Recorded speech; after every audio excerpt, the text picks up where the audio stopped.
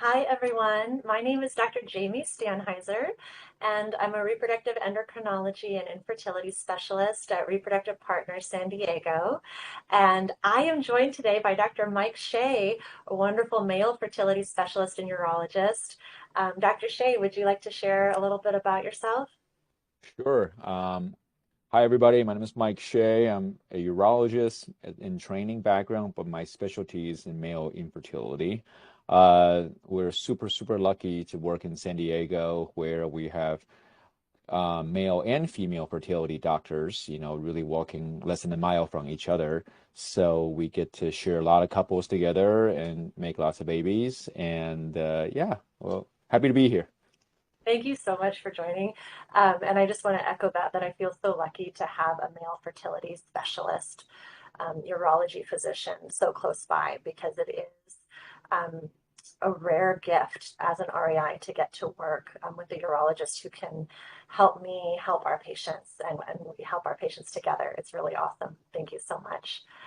So today we're both excited to be here to talk about infertility, the myths, the facts, and the answers. And I'm going to focus today on the female side of infertility. And then afterward, Dr. Hsieh will shed light on the male factors. Um, as we begin together, I think I first want to acknowledge that there are so many myths about infertility out there, and they're harmful and hurtful. And I think, especially for us as women, we hear messaging that if we just relax, it'll happen, that it's all the woman's fault, um, that maybe it's just not meant to be. There's a lot of other myths and harmful messaging out there, a lot of shame when we experience infertility as males and females, but I think especially as women, we experience a lot of damage to our sense of self-worth, to our identity, to who we see ourselves as. I think we experience a lot of fear that our dreams aren't going to come true when it comes to building our family. Um, and so it's a very hard thing to go through. And I just want to create space for that today, that we, Dr. Hsieh and I, both really understand that infertility is oftentimes one of the hardest things that couples go through, um, that it's actually just as hard to go through, studies have found, as a diagnosis of cancer or a heart attack.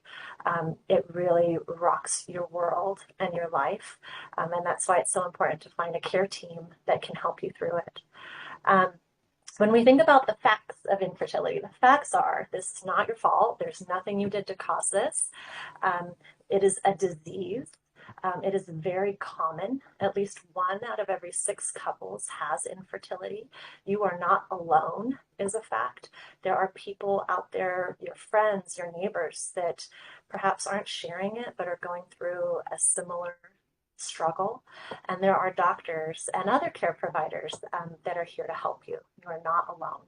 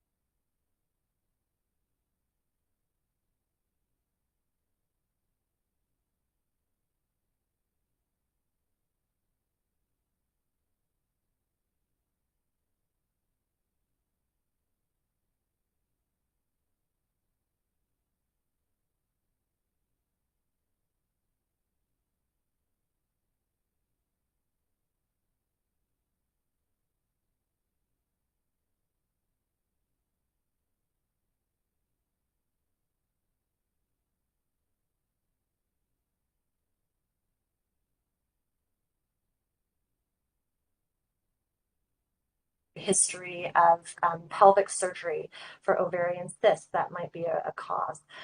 When I'm thinking about the irregular cycles, by the way, that would be for something like PCOS, is a common condition that would be a reason to seek care sooner. Um, when we think about the evaluation, so what could you expect when you come to see someone like me for the first time? These are new patient appointments where we take a lot of time to get to know you and your story and to hear what you've gone through. We spend an hour together talking and thinking things through and then making a plan. We want to kind of evaluate couple main categories I'm going to talk you through. So I'm going to ask you questions about your menstrual cycle. And the purpose of that is to understand your ovulation and if there's any ovulatory dysfunction. Um, the other thing I want to check is an ultrasound. I want to look at your female reproductive anatomy. So that includes your uterus and your ovaries. Um, the fallopian tubes are the site of spontaneous fertilization, so where sperm and egg get together.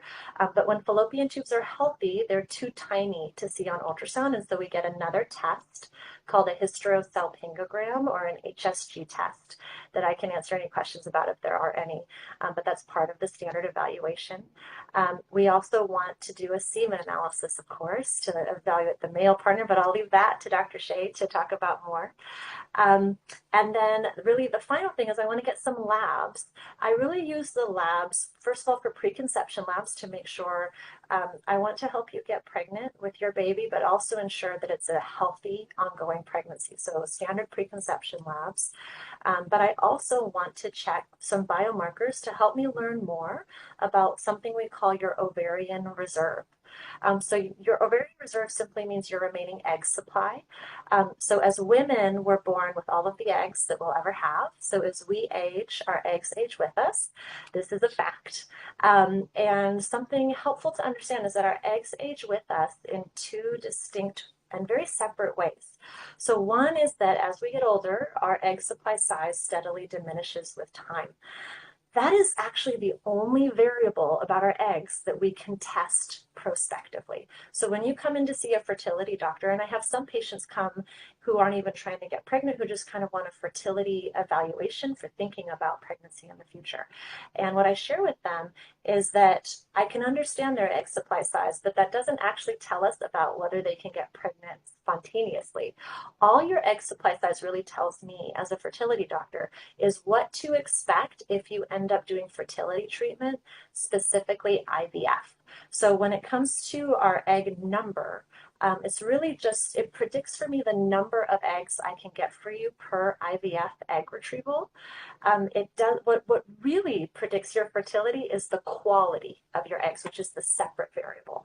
And the great irony of my field is that while egg quality is the best predictor of pregnancy, there's no test for it in the world prospectively. We can only understand egg quality retrospectively. So when I think about egg quality, it's important to understand that as we get older, an increasing proportion of our remaining egg supply is becoming low quality. And so what that means is that as we get a little bit older, 35 or older, we become a little bit more statistically likely to be ovulating a low quality egg. And so of course that impacts our chance of pregnancy and also our chance of success with fertility treatment. But it's really important to know that there's no biomarker that can tell me about your egg quality.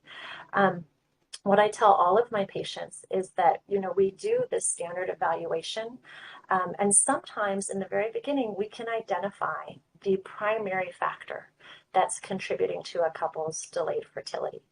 But invariably, with my patients, it turns out to be multifactorial. And sometimes we can't know about what these other contributing factors are until they have walked the path of fertility treatment with me. And what I mean by this is a lot of fertility is happening on the microscopic level, and a lot of it within the female reproductive system. So I'm thinking about the processes of fertilization. That's not something we can evaluate at the initial appointment together. There's no test for that. I'm also thinking about embryo development. Does the embryo have the energy from the egg to grow? I'm also thinking about implantation, and then the continued embryo growth from there. So while IVF may turn out to be a treatment for some couples that have infertility, if we think about it, it's also the definitive real-time test. And so for couples that turn out to need IVF, we oftentimes learn things together in their IVF cycle that really inform us about unexplained, and I should say previously unexplained factors that IVF has now yielded answers for. So to kind of summarize all of that, as we're going through this initial evaluation, We are evaluating and excluding ovulatory dysfunction, female reproductive anatomy abnormalities, male factor abnormalities that I'll leave to Dr. Hsieh, and then the number of remaining eggs, essentially. Once you have a diagnosis, if it's not one of these four things, it's going to be unexplained. And again, it's not that we can't explain it, it's just that the test to explain it is very expensive and invasive. It's IVF. And so we only do that when we really, when it's necessary to get to success. But the good news is, with all these factors, we're very good at treating infertility. So I want to give you all a lot of hope, and expectation of success. In large part, our chance of success with infertility treatment is based on the woman's age at the time that a couple goes through infertility, because age predicts egg quality. It also predicts in part the size of our remaining egg supply, and so then the number of eggs available per treatment cycle. We have really good chances of success with fertility treatment, especially for couples that are 38 or younger. I just want to encourage you, if you're in the age group that's 39 or older, to seek evaluations as soon as you can, because time really becomes of the essence in that age group, and we'd love to help you. I think that's most of what I want to talk about. I can share treatment options as well, and then give the floor to Dr. Hsieh. So for couples that are, 38 or younger, oftentimes if they have ovulatory dysfunction like PCOS, the treatment might just be to correct that ovulatory dysfunction by giving them an oral medicine called letrozole, and then, doing timed intercourse with that. If they have a male factor contributing as well, or really, I should say, an unexplained factor, we might start with Clomid, which is another oral medication that helps you ovulate more than one egg, in combination with something called IUI, or intrauterine insemination. And the way I kind of like to think of Clomid and IUI, the underlying mechanism, it's helping us by numbers alone, increasing the number of eggs around to be fertilized, and increasing the number of sperm. It does that by essentially getting this more sperm closer to where the eggs will be. So if numbers alone, more eggs, more sperm, are going to help you overcome this underlying barrier to fertility, Clomid and IUI will work. But if there's something that's truly not working, for example, fertilization trouble or embryo development, implantation, Clomid and IUI is probably not going to work. And for those couples, we end up doing IVF. IVF for couples that are 39 or older can also just be a first-line treatment option, and that's because time is more of the essence for those patients. And if anyone has questions about IVF, I'd love to answer that for you. But it's truly an amazing medicine, and can help a lot of patients get to success and get to their baby. Dr. Hsieh, I'd love to hear about the male side of things, and then at the end we can answer any questions that anyone may have. Great. Thanks, Jamie. I think one of the best part about doing these things together is that we don't ignore one partner versus the other. I want to recognize that unfortunately, our society and even the medical world, we still put a lot of burden about fertility on a female partner. So it's not uncommon for me to see a couple where the female partner, has already been worked up completely, thoroughly by Dr. Stanhiser, while the guy is sort of like, oh yeah, I'm here to get my sperm checked or something, So guys does need a little bit of nudge.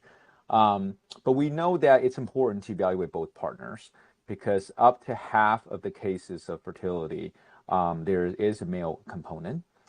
So ignoring the male partner, it's really almost like ignoring half the problem. So I'll go over a little bit about what I do and what happened when we see a male patient, and I'll echo some of the stuff that Dr. Stanhiser has mentioned about working together to do things quickly. Every couple come see us want to get pregnant yesterday.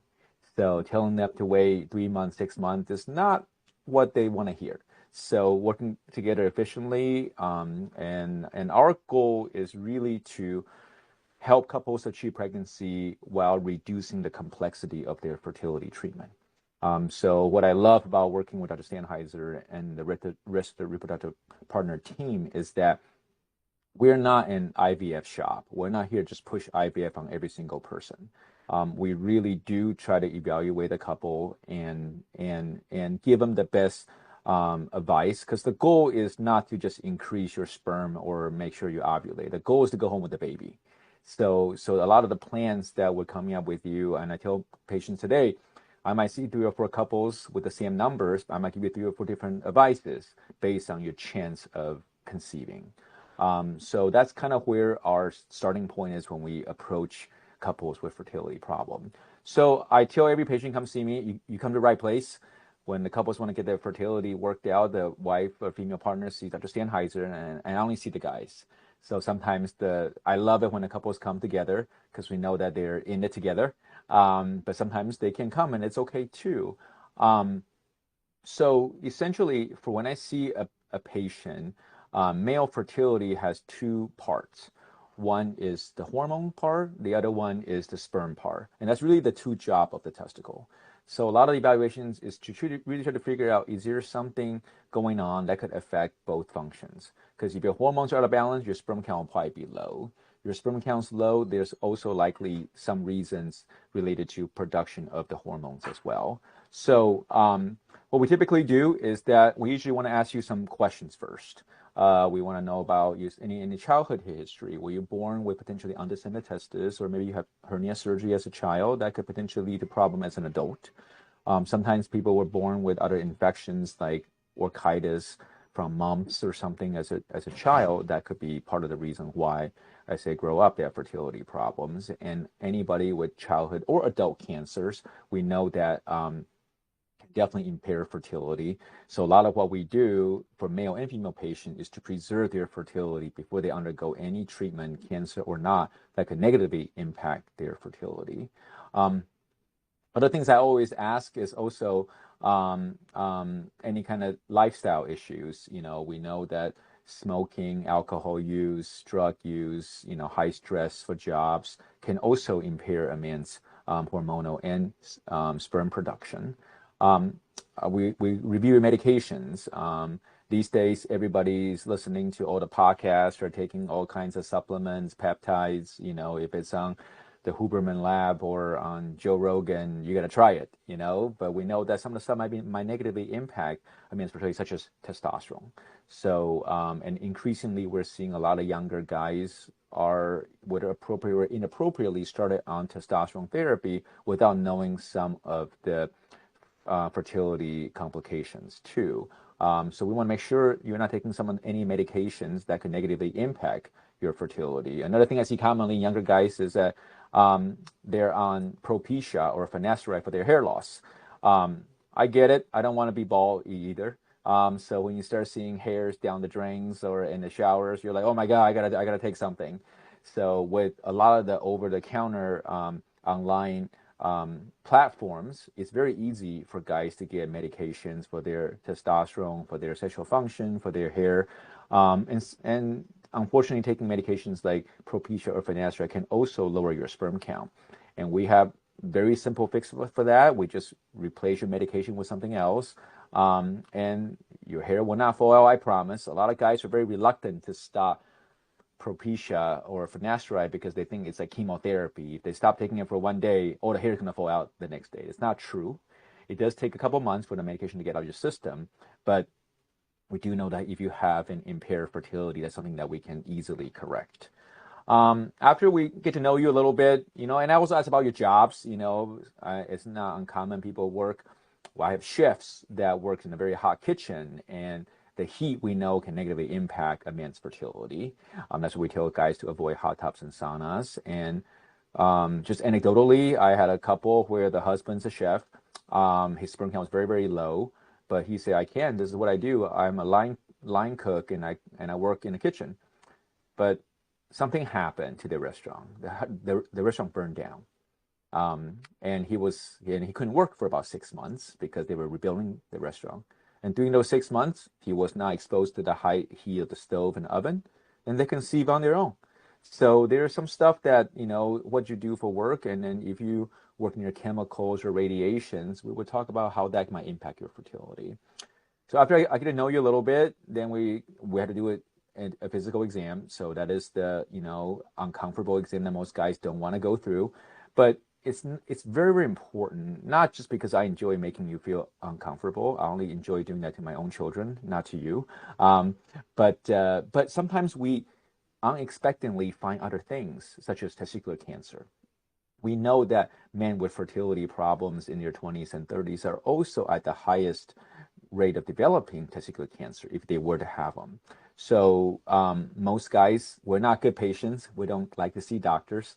So sometimes when you come see me, it's the first time you've seen your doctor since your high school sports physical. So it's been like 10 plus years.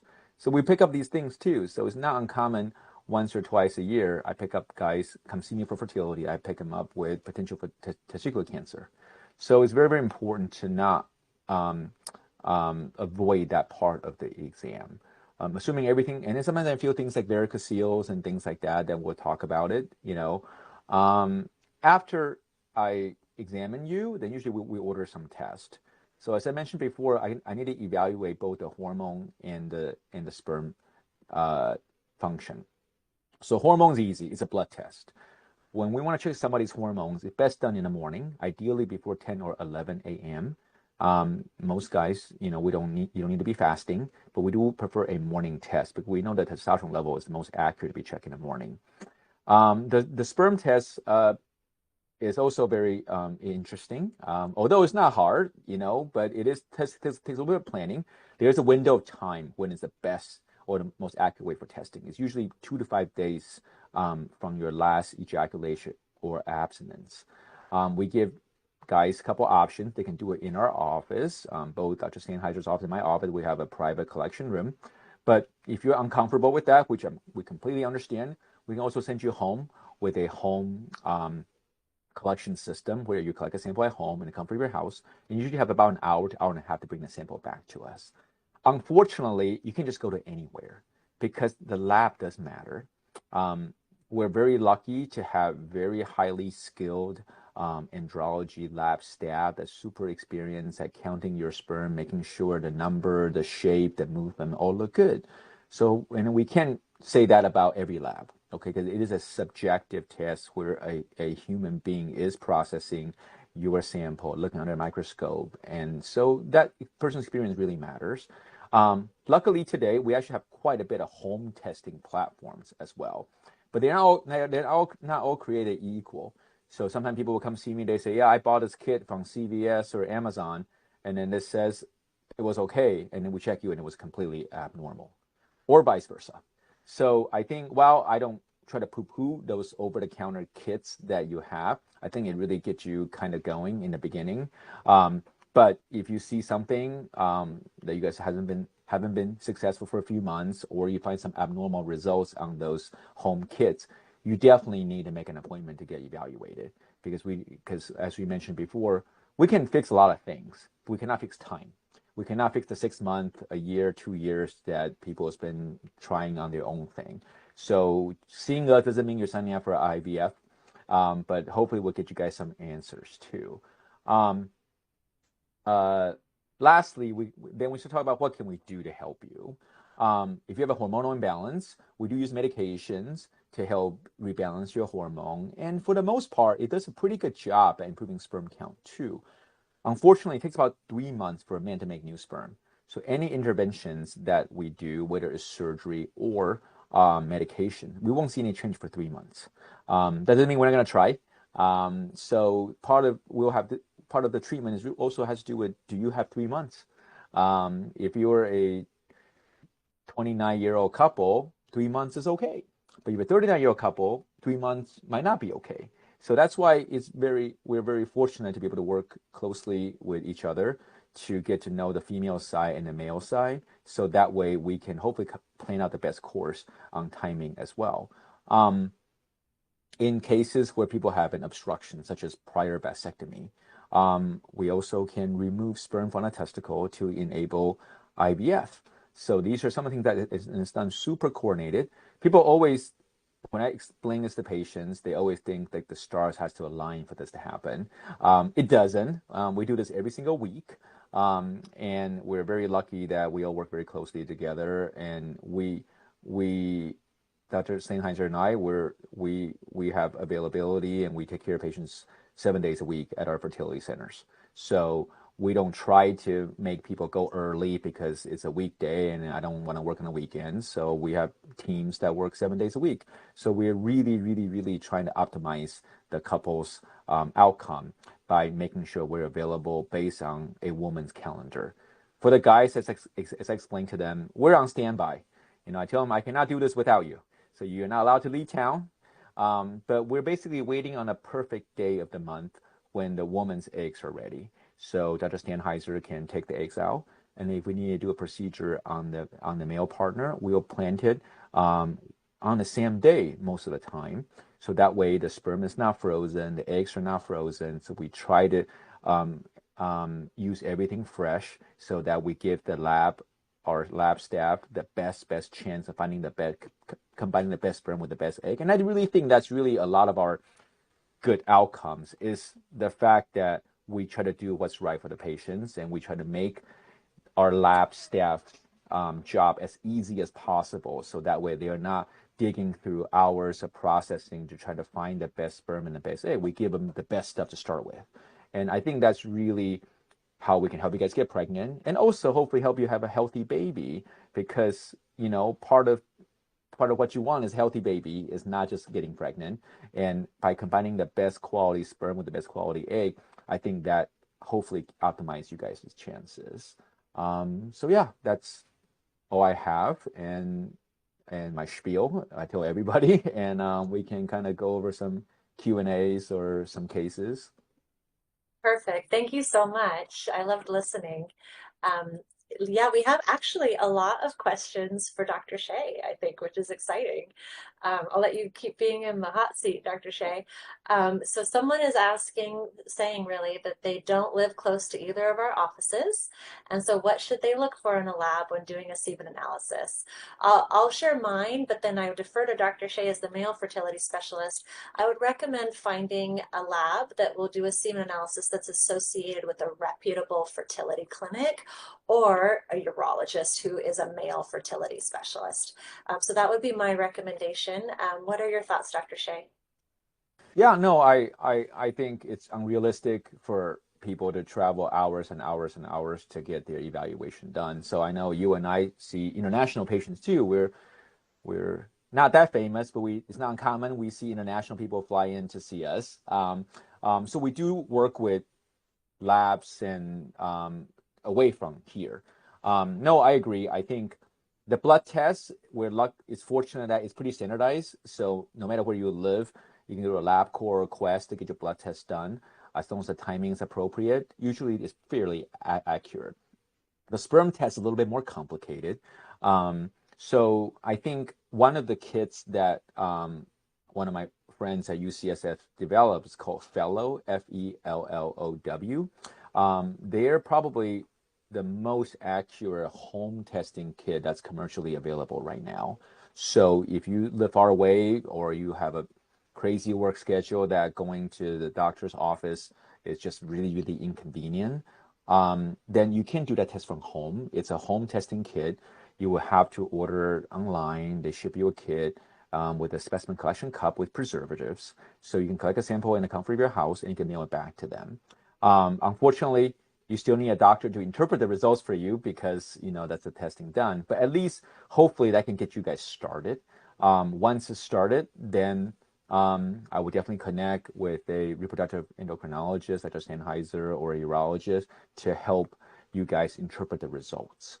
And both of us, we see patients on telehealth on this kind of video platform. So if you can get the records to us, we're more than happy to do a video consultation with you to help you understand what's going on. And unfortunately for treatments, we cannot treat you telepathically, so you might have to travel to come see us for treatment. But I think we're happy to work with some of these long distance labs and things like that. Thank you so much. Another question we have is, do all couples at Reproductive Partners Fertility Center San Diego get the opportunity to work with urologists, work with Dr. Hsieh, or only a few patients refer to urology? This is a great question. Um, and I definitely refer my patients that have male factor that's clearly contributing, and that's my recommendation. But it's also available to couples who just want to be more educated, to have the male fertility specialist urology perspective. And so our office, shares Dr. Hsieh's information, but it would be my strong recommendation to see Dr. Hsieh if there were a male factor. So meaning if there were a suspected abnormality discovered on the semen analysis, it would be my recommendation, so that we could work together to optimize your success as a couple. Dr. Hsieh, what are your thoughts? Yeah, no, I think, like I said, we're super fortunate to have each other, Dr. Stanhiser as partners. I have partners too, so we try to be as available as possible. Um, Increasingly, we start seeing more guys who are single and actually want to get their fertility checked. So I think there's a little bit changing in fertility attitude. Previously, it's not uncommon for a single woman, when they're 30, 35 years old, they want to get their fertility evaluated. They want to freeze their eggs. But now that I'm actually seeing some single men that also are requesting fertility evaluation, they want to know what's going on with their body. As we are all very data driven, we wear smartwatches and that kind of stuff. We don't know what's going on. So I see men who are single more than I previously did. Um, like Dr. Stanhiser mentioned, we share a lot of patients. So anytime there's an abnormalities found on a semen analysis, I think it's appropriate to obviously be evaluated a little bit further.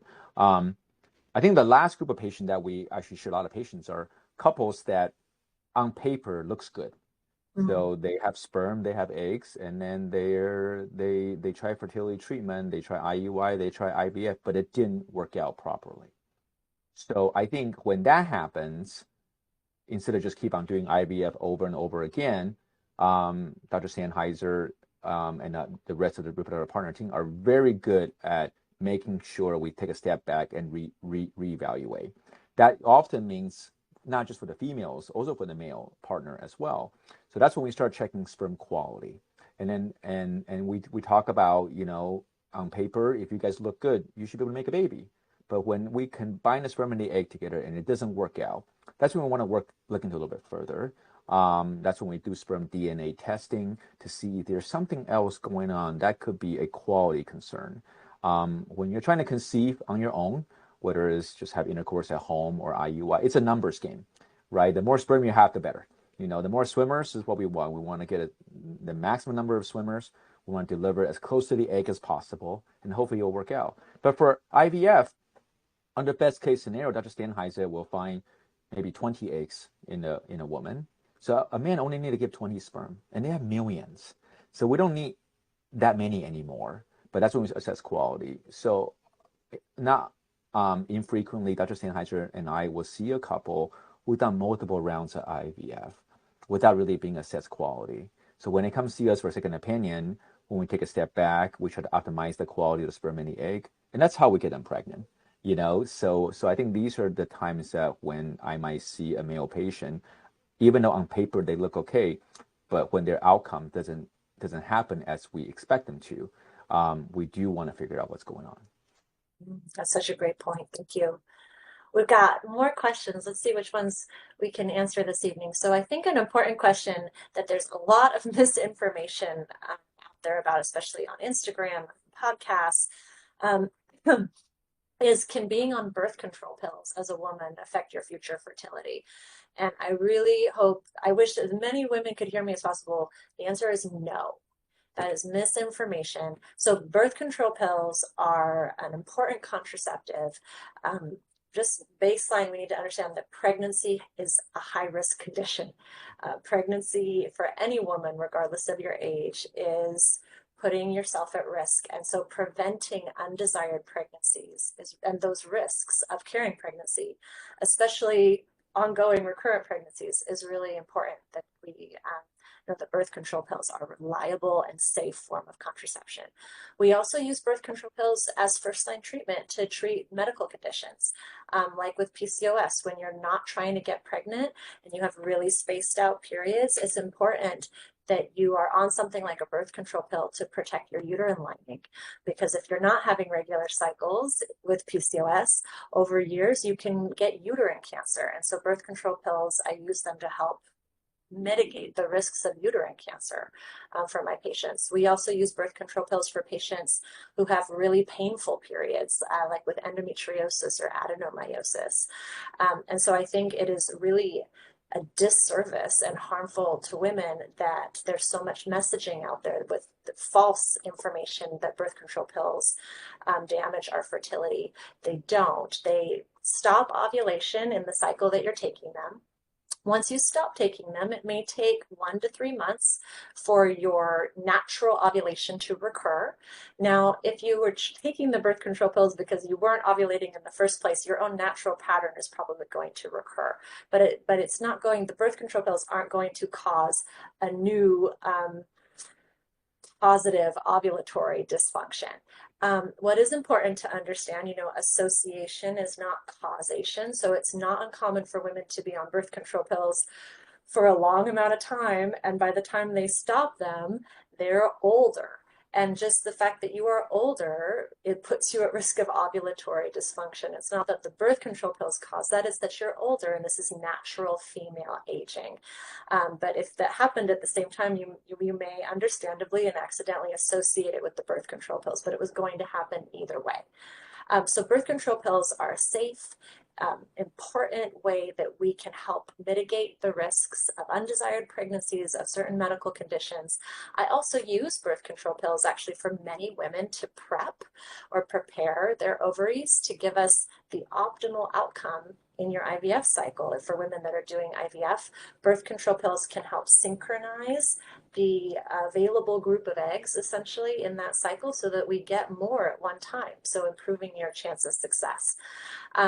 What birth control pills can do over many years, so this is for women that have been on birth control pills like since they were 16 years old, and now they're seeing me as a 36-year-old woman, so they've been on them for a good 20 years.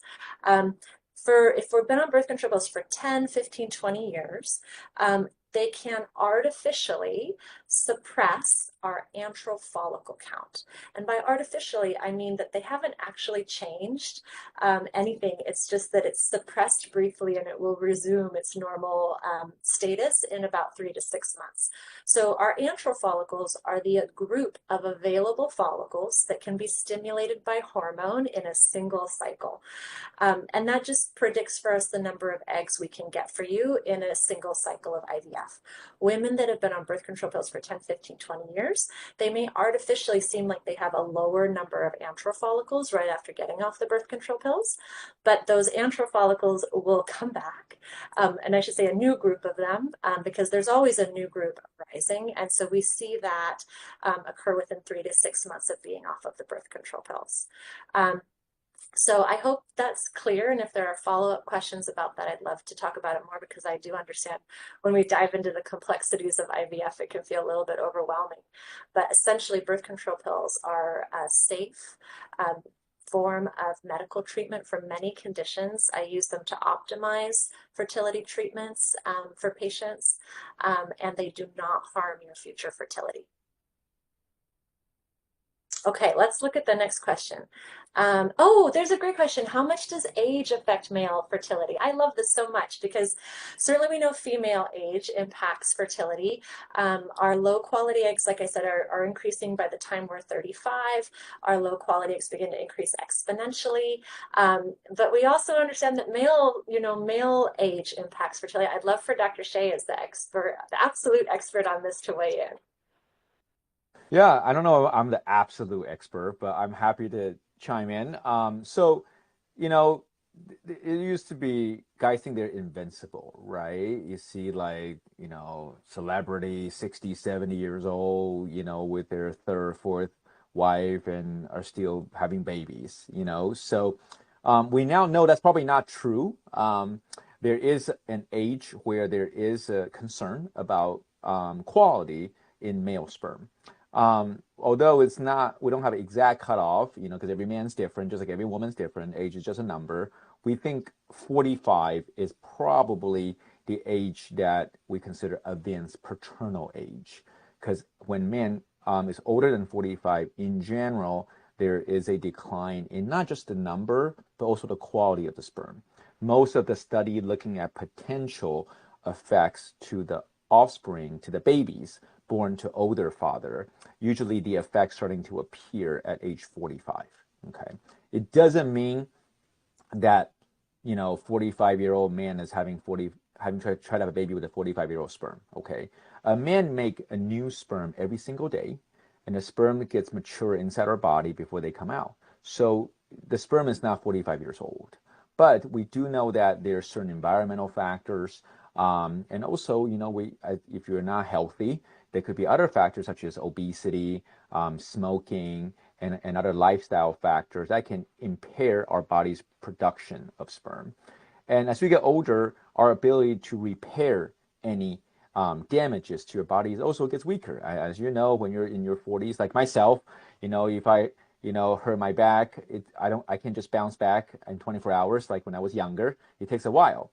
So that's when we start seeing abnormal DNA fragmentation or fragility of the sperm in older guys as well. We know age is a big reason why the number gets worse, meaning that when we do older tests, a higher percentage of the sperm will have abnormal DNA or poor quality.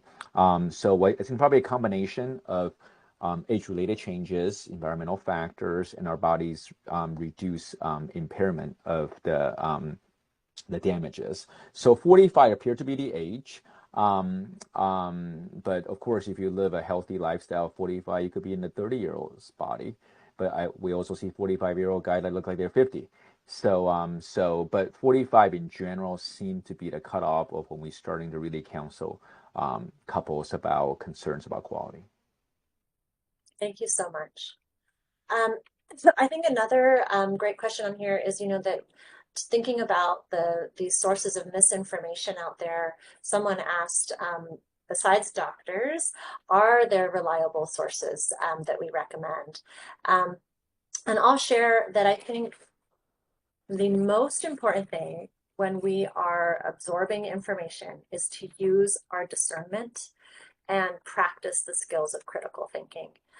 We need to evaluate the source.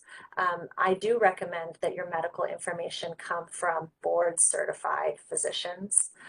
That's important. Board certification means that they have been trained through years of rigorous training. They have been evaluated rigorously again by their peers in multiple different tests, and that they are maintaining annual board certification, meaning staying up to date on the evidence-based medicine. This is really important. It's also important to ask yourself, are they selling anything? What do they stand to gain, if I buy this supplement or I believe that birth control pills are harmful? What is their underlying motivation in doing this? Is it to truly help people? Is it to instigate fear?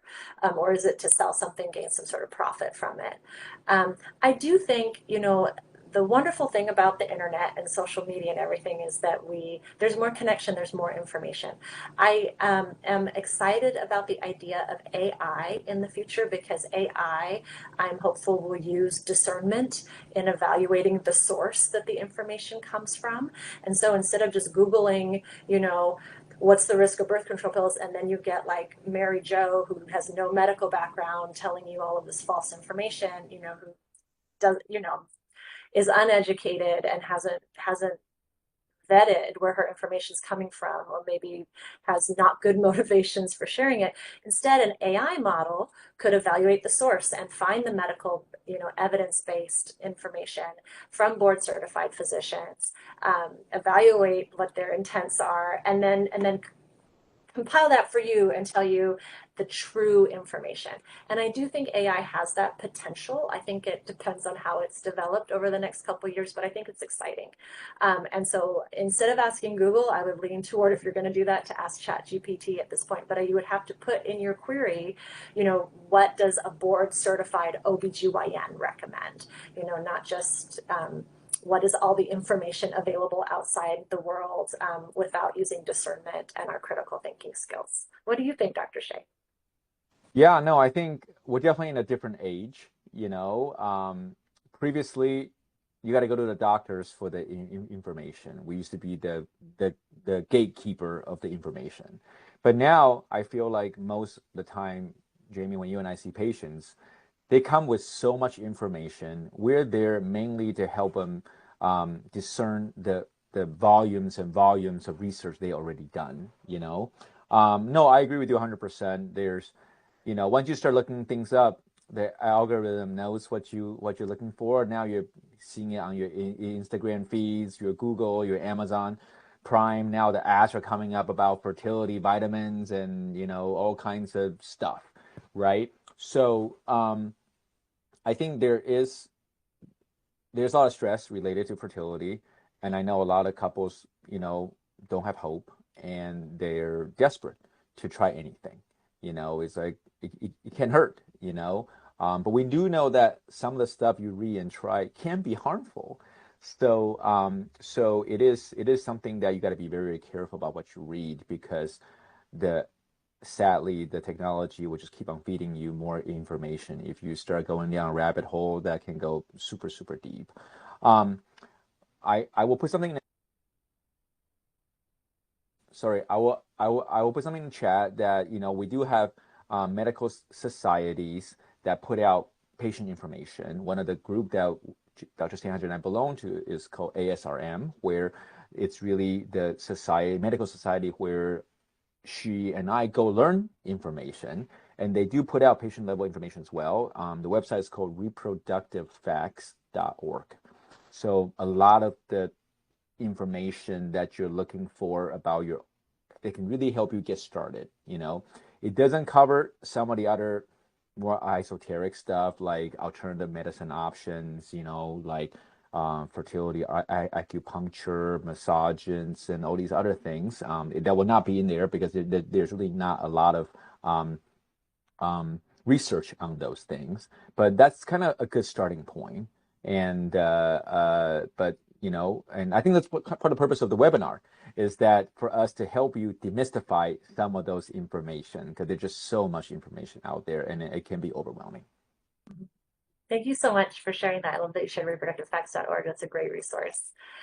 There's a question: do people who do IVF for fertility treatment, do they have a higher chance of having twins?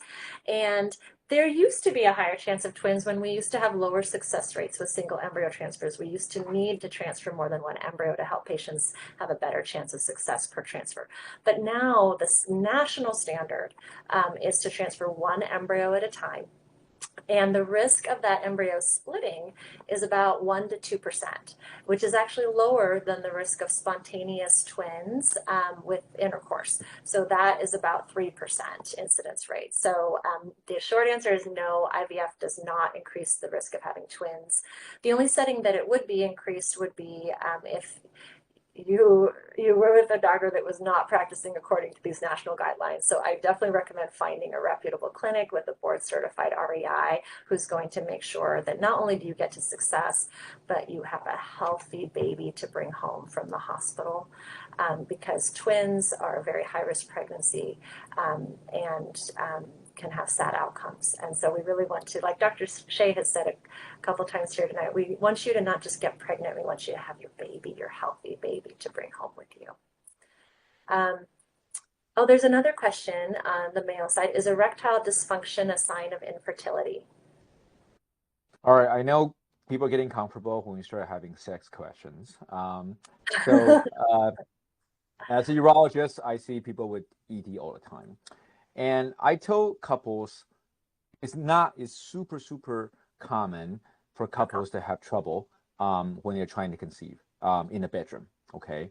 Sex to make a baby is not the same as sex for fun, Okay, so it's 100% normal for couples to have sexual dysfunction, both for men and women, as you know, um, and that sometimes it's psychological, sometimes it's physical. That's why when you come see us, sometimes guys are embarrassed at the very, very end, right before I'm about to leave. It's like, by the way, can I have some Viagra? They want to slip that in there. And I was like, yeah, you don't have to be embarrassed about it because it's super common for us to use medications like Viagra and Cialis just to help couples overcome the stress of time in intercourse. Because, that's not how we're wired. We're not wired to say at this week of the month we're gonna have sex every other day. That's just not right, So, but the medication can help. But sometimes erectile dysfunction can be a sign of hormonal imbalance, and that's why we evaluate you thoroughly and not just give you Viagra or Cialis. Um, Sometimes when couples ask me for tips to conceive, I say go on a vacation. Instead of wasting time and money and stressing out about it, go to Vegas. Go have fun. And people conceive on trips too. So it's totally common. It doesn't always have to be infertility, and it's very easily treated to overcome. Awesome. Thank you so much. I think the last question we'll answer for this evening, which I think is an important one, is are there any ways to increase our chances of fertility spontaneously, which you kind of touched on there. And there definitely are.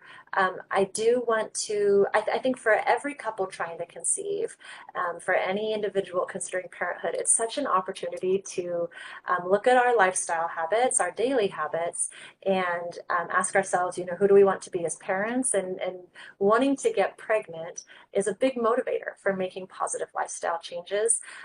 And infertility can be one of those opportunities where we reevaluate how we want to live our daily life to just optimize our chance of fertility. So I recommend moving your body every day. I recommend getting about 10,000 steps every day of the week for the rest of your life. This is really good for your cardiovascular health, for your mental health. Walking outside in nature is so good for the stress of daily life and the stress of infertility, getting that sunshine and the wind in your hair. I recommend in addition to those daily steps, that daily movement, considering adding in weightlifting to your regimen. I don't want you doing something like weightlifting or running while you're in an IVF cycle, but for couples who are kind of pre-treatment, especially, well, for men and women, we're finding that weightlifting is really great to add on muscle, to help you burn calories at rest, to help with your overall physical strength and feelings of well-being and energy. I also recommend a Mediterranean diet is really great for fertility for both men and women. If you are pescatarian, there's good studies that show that fish may improve egg and sperm quality. So I recommend that. As a woman trying to get pregnant, I definitely want you on a prenatal vitamin. You may also consider CoQ10. It's one of the supplements that possibly may help with egg quality as we get into our later 30s, although more studies are needed on that. I want you to maintain a healthy weight. We certainly know for women that being overweight increases our risk of ovulatory dysfunction, increases our risk of miscarriage and an unhealthy or unsafe pregnancy. And for males as well, being overweight puts us at risk of diabetes, which can negatively impact our semen analyses. In addition, I recommend, cutting out alcohol, smoking, vaping, any other substance use. These are all poisons is the bottom line. And, I think moderation in all things. And so if people feel that they really need 1 or 2 glasses of alcohol a week, that's a personal choice, but I'd keep it to the absolute minimum. And the truth is abstinence is best when it comes to that. And I do have couples, where the male has heavy alcohol use and then he stops that and we repeat the semen analysis 3 months later and things look a lot better. So lifestyle is important. And that's why if you're experiencing infertility, I would encourage you strongly to see a specialist, but we look at the whole picture. And if we can help you modify things in your lifestyle to help you get pregnant on your own, I mean, that's a dream come true for us. We love that for you. Would you like to add anything, Dr. Hsieh? Sure. So yeah, everything Dr. Stanhiser said, if you live the healthy lifestyle, you get to look as good as Dr. Stanhiser. Um, but no, I think these days, I think a lot of people are looking for, you read about stuff about food, and I do think there is a concern about our food source. That we do tell people to avoid processed food. So if you want to have meat, don't eat hot dogs or deli meat. Eat regular meat and try to figure out where your food is coming from. It doesn't have to be the most expensive food, but try to eat whole foods and not processed food. And weight is a huge factor. And we know now that today, it's not really a shortcut, but people do take those GLP-1s like Ozempic and things like that to lose weight. And even with the help of those medications, it's not a cheat. But when people do this significantly change their overall health, they not only feel better, but they also can improve their fertility. And like Dr. Stanhiser said, you don't want to just make a baby. You want to be around for a while to watch your baby grow up. So this is really an opportunity to improve your overall health. Um, I also we also now learn a lot about sleep. Your sleep pattern, your sleep habits is very, very important. So if you are getting poor quality sleep from things such as obstructive sleep apnea, it's not uncommon for me to send our patients to see a sleep specialist and try to improve their sleep quality. Last thing is really trying to manage your stress. Our life is pretty stressful. We have pressures from work and home and various things. So that's why, people always ask me, what do I think about fertility massages and acupunctures and all those things? And I was like, I don't know if they work or not, but we do know that they probably help at reduce your stress.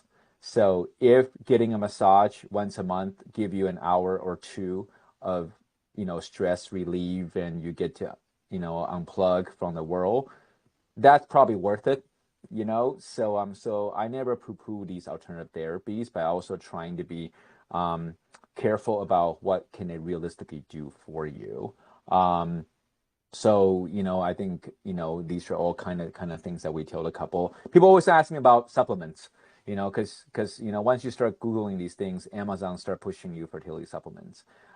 Unfortunately, there's really not one supplement that's been shown to really, really triple charge your fertility for men or women. Right now, we're at a CoQ10 phase of the supplements. So everybody's bathing themselves in CoQ10 water or lotion. Um, but I do tell most couples that if you don't take anything, a woman should definitely take a prenatal vitamin. A man should at least take a multivitamin every day. Unfortunately, our GI tract does not absorb vitamins very, very well. So a lot of times we pee out most of the stuff that we take. So, but taking a multivitamin at the minimum and a prenatal vitamin is probably something that you should do if you don't already do that. But instead of wasting hundreds of dollars every month on fertility vitamin, go on a trip. Go hiking. Get moving. I rather you spend $100 on a gym membership with a trainer than spend $100 on pills that you're taking at home. You're gonna pee it out anyways. So it is everything. And then I'm not gonna pretend like it's easy. It does take a lot, to maintain that discipline of living a healthy lifestyle. But hopefully, the chance to achieve fertility is the motivating factor. The goal of living a long, long, long, long time to see your kids grow up is the reason why you're making those changes. Yes, thank you so much. I absolutely agree with Dr. Hsieh. You'll get these long lists of supplements, and each supplement is, at least $30 a bottle, at least once a month on your fertility journey. And this ends up being hundreds of dollars for patients in a single month. And I tell my patients, I'm so glad to hear we're aligned on this, that I'd much rather they not buy all of those supplements and they go and get a massage or they go on a trip, because we do know those things boost our well-being. And your well-being is going to be what gives you the resilience to get through your fertility treatment and get you to baby. I do think it's important to understand that stress is a part of life, and so I don't want you to feel disempowered that if your life is stressful, that's okay. What we can use our infertility journey for is an opportunity to get so much better at stress management, and so looking at our stress management skills. those are so many things: walking outside in nature, journaling, learning something new, therapy, meditation, pet therapy, being around water, the ocean here in San Diego. There's so many different things that we can do to improve our stress management techniques. And that's where the power is and the agency is. And that's what I think can really help patients do well and get through this. Thank you so much, Dr. Hsieh, for joining me this evening. It's been so enjoyable for me. I hope everyone has had a good time and learned some things with us about the myths and the facts, and what is available, to help you get pregnant on your fertility journey. Thank you all so much for joining, and Dr. Hsieh, thank you so much. I've especially appreciated your humor and your warmth, and just hearing again how aligned we are. I love working with you and helping our patients together. Thank you for having me, and this won't be our last webinar for the folks that can make it. I'm sure we'll do this again, so hopefully we can keep on sending the messages. Yes, thank you so much. Have a beautiful evening, everybody. Okay, Bye. bye.